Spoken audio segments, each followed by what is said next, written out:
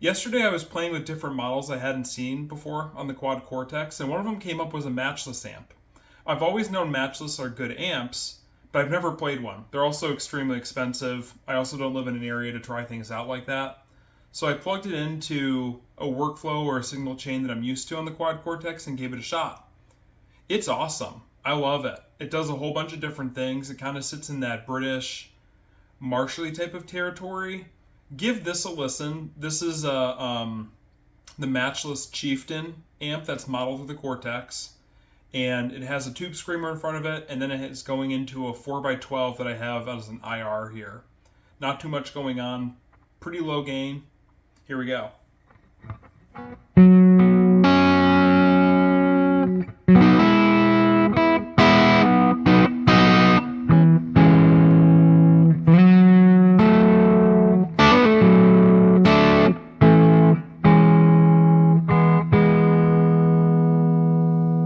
So you can tell, like, it has a little bit of that breakup in it, but it's still pretty clean. Let's say that I jump over to a single coil setting, you can kind of hear how that helps it even more. I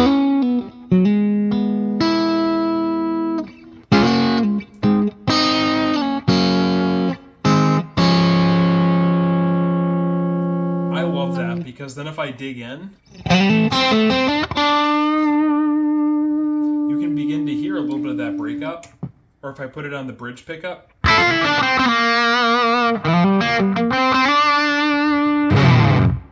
it really starts to break up.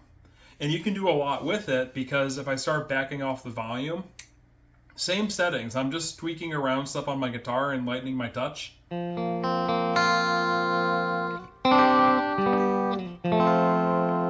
gets so clean. I love that. So give it a shot. Maybe it's your opportunity to say, maybe a modeler's right for me. And if you already have one, it's the opportunity to try a different model than what you're used to. In addition to the Matchless, I also tried out the EVH amps, which I've played in person and I always liked. I just never bonded with the Quad Cortex one. Yesterday, for some reason, it just started speaking to me the right way. So, tastes change, new things come up every day. It's really great. So, hope that inspires you to try something different.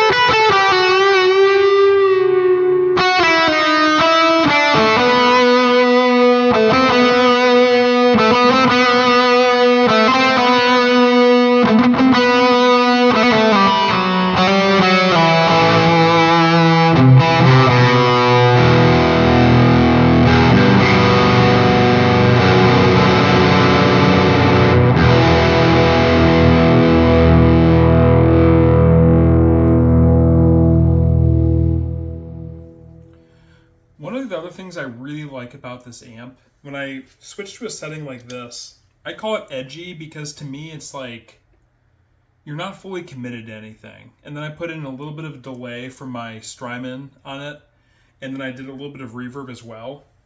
And,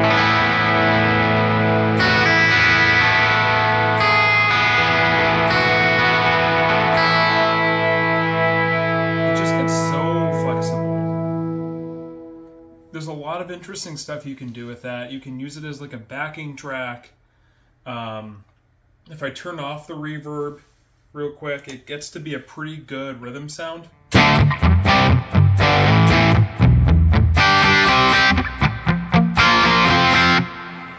Or, like, one of the contexts that I want to use it, I haven't got the chance yet. Besides playing metal music and, progressive music for fun, I also play in church. I think it's going to be really great for that.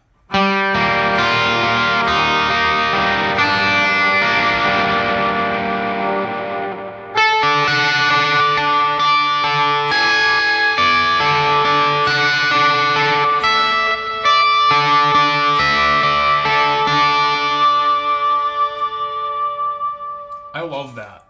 I just think it's such a cool sound. It sounds really flexible because it's not like... It's interesting. It has harmonic stuff going on that a lot of other amps don't get. Like, I know a lot of people love Fenders, a lot of people love Vox. I know a decent number of people that even go for like an Orange. I feel like this sits somewhere in between all of those. That's really cool. I feel like it's so easy to get tied into the amp thing as much as the guitar thing. Like, people will say, oh, I'm a Les Paul player or a Telecaster player. Nothing's better than a Telecaster. And that's cool, and I love that. I own a Les Paul. It's a classic instrument. But there's room for growth in how we as guitar players produce art. And I think sometimes that's missed. We can get caught in tradition. Obviously, I'm not sitting here playing an 8-string, but it gives room for inspiration. It gives room for different sounds. This is a cool sound as well. You heard some of the ambient stuff I was doing. With the 8-string, you can do like a whole different type of thing, like almost like a cello or a synthy type of deal that you wouldn't expect from a guitar player. So check this out.